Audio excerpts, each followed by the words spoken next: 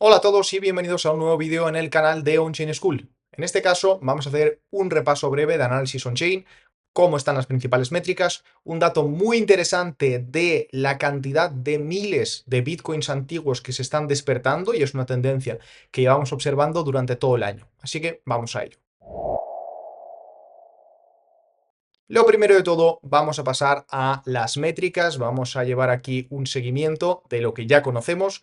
Por un lado, vamos a ver lo que serían datos pues, más importantes y otros menos importantes, o más alarmantes y menos alarmantes. Lo primero de todo, la venta de los mineros hacia los exchanges, hacia los intercambios. Vemos que actualmente, a pesar de una subida de precio, esto es muy común cuando nosotros vemos una subida de precio, que empiecen a vender los bitcoins que están acumulando, en el caso de los mineros. En este caso vemos que no es así, que estamos por debajo del promedio de esos pues 2.500 aproximadamente Bitcoin, que es lo que suelen vender aproximadamente todos los días los mineros hacia los exchanges. De momento pues estamos en esas cifras bastante buenas. Vamos a ver si sigue así y no ejercen una gran presión sobre el precio.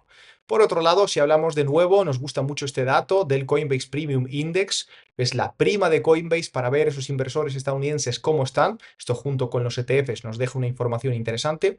Y lo cierto es que de momento, pues bueno, estamos en esa zona ya prácticamente en cero, pero la sesión de Estados Unidos acaba de comenzar, entonces vamos a darle el día de hoy para ir viendo un poco cómo avanza todo. Por otro lado, si nosotros hablamos, por ejemplo, de lo que serían los short y los long term holders, un dato muy importante, los long term holders siguen teniendo unos beneficios bastante altos, siguen actualmente estamos en números de 2.2, 2.3 prácticamente de su inversión.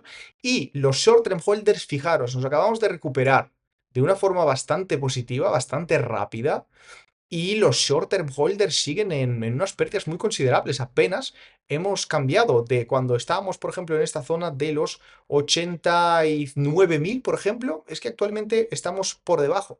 ¿Qué significa esto? Que nosotros tenemos pocas compras, por un lado, de los tenedores a corto plazo y por otro lado, que el precio promedio de estos tenedores a corto plazo sigue siendo muy alto. Ahora veremos con datos más exactos, pero tenemos que entender que actualmente hay muchísimos Bitcoin que están comprados por encima de los 90.000 y que están en pérdidas. Incluso con números tan buenos, seguimos estando en una zona de pérdidas, pues bueno, bastante importante, porque nosotros esta misma zona de pérdidas hemos estado cuando Bitcoin estaba en 60.000. Estamos en la misma zona de pérdidas que nos encontramos ahora.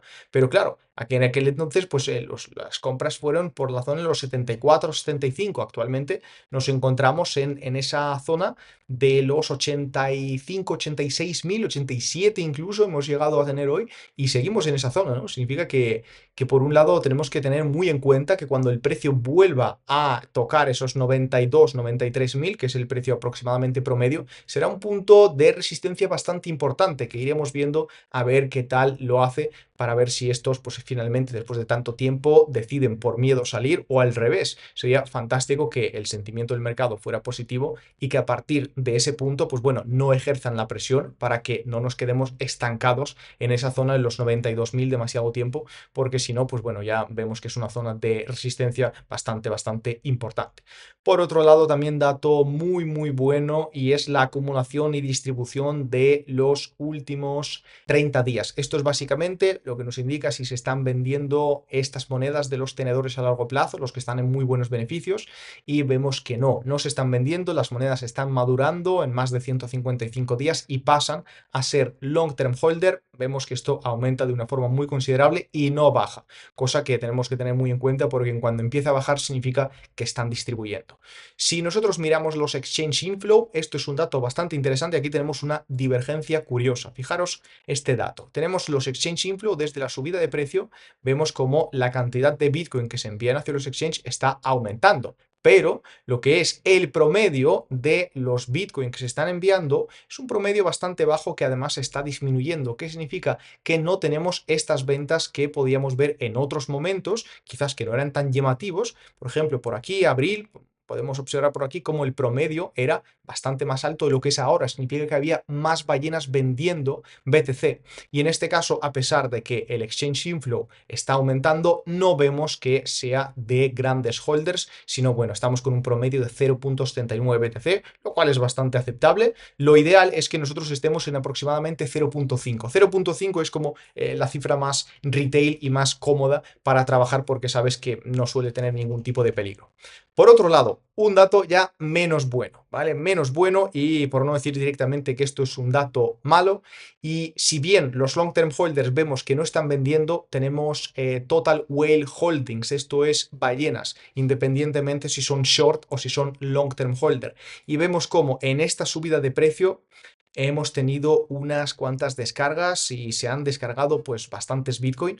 Si nosotros hablamos por aquí, se habrían cambiado de cartera en este caso o directamente vendido, aunque no lo podemos observar de una forma tan clara en el exchange inflow. Podrían ser ventas OTC, pero estamos hablando de unos 200.000 Bitcoin, lo cual es bastante grande esta cantidad. ¿El tema cuál es? El tema es este, que hacia los exchanges no han entrado, entonces podríamos estar hablando de operaciones OTC que no ven un reflejo directo en el precio. Sin embargo, lo que son estas carteras de las whales grandes, de las ballenas, pues bueno, vemos que el cambio en los últimos 30 días ha sido significativo después de estar acumulando durante bastante tiempo. Veremos a ver qué es lo que ocurre porque, de nuevo, yo viendo que no han entrado directamente hacia los exchanges esta cantidad de Bitcoin, creo que podríamos estar delante de operaciones OTC. Por otro lado, ¿qué tenemos por aquí? Y aquí es donde quiero recordaros que el miércoles vamos a hacer un directo de análisis on-chain más profundo. Vamos a analizar qué es lo que esperamos de Bitcoin para los próximos meses, igual que lo hemos hecho anteriormente. Y pues bueno, la verdad que el porcentaje de acierto ha sido espectacular. Lo vamos a volver a analizar el miércoles, además de hacer alguna cosa que os apetezca. Por ejemplo, dejad en los comentarios si os gustaría que analicemos una auditoría, por ejemplo, que realicemos una auditoría de algún token concreto. Si os gustaría que viéramos alguna investigación, dejadlo en los comentarios y, por supuesto, un like y suscribiros para que sigamos teniendo más contenido de este estilo. Y recordad, el miércoles suscribiros para no perderos el directo. Hacemos poco, son muy interesantes. Podemos estar charlando, contestando dudas y preguntas. Así que miércoles nos vemos allí en el directo.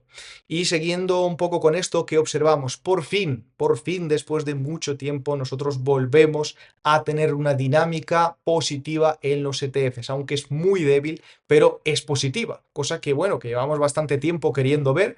Desde finales de marzo nosotros no lo habíamos visto, entonces llevamos ya tiempo queriendo ver y a pesar de que sigue siendo muy tímido, por lo menos no es una tendencia negativa como pues prácticamente la que había empezado por debajo de los 95.000. Teníamos aquí un pequeño periodo al alza, pero por lo demás era un periodo de baja. Entonces, bueno, pues por fin estamos allí por arriba, aunque es muy poquito y prácticamente no significa nada, lo único que ese sentimiento sigue siendo importante. Y también un dato muy interesante, si nosotros miramos cuál es una zona importante del precio, pues esta zona concretamente, 85-87.000 es muy importante. Fijaros por qué. Los que han comprado Bitcoin entre un día y una semana y entre una semana y un mes por fin están en beneficios. Estaban en una zona de pérdidas break-even pues prácticamente desde mediados de marzo estaban por aquí en esta zona. Bueno, si miramos una tendencia más larga pues realmente esto todo ha comenzado cuando habíamos perdido los 100.000, los que habían comprado en ese periodo estaban en pérdidas y ahora por supuesto esto se va renovando. Tenemos que entender que son bandas de edad. Las monedas que se compran entran en la banda de edad de un día a una semana, pero cuando pasa una semana pasan a la siguiente banda de edad. Entonces, a pesar de que los que habían comprado entre 1 a 3 meses aún se encuentran en pérdidas significativas, son exactamente estos que comentaba al principio, que tienen su precio promedio de compra, ojo, de $92.000. Y los de 3 a 6 meses tienen un precio promedio de compra de $95.000 y se encuentran actualmente en pérdidas, pero los que han estado acumulando más recientemente, de hasta un mes, por fin han salido de esa zona de break-even y se encuentran en pequeños beneficios, lo cual, pues bueno, es un dato muy positivo. Si nosotros miramos esta dinámica también de los ETFs, la miramos desde una perspectiva más global, lo que es el cambio en los últimos 30 días, seguimos luchando para presionar toda esta falta de demanda que nosotros teníamos, incluso pues salidas, que es básicamente esto, lo que veíamos por aquí, pero está nivelando y cuando esto se ponga de nuevo en verde, podríamos estar delante de un mercado de nuevo muy interesante, así que lo estamos vigilando muy de cerca.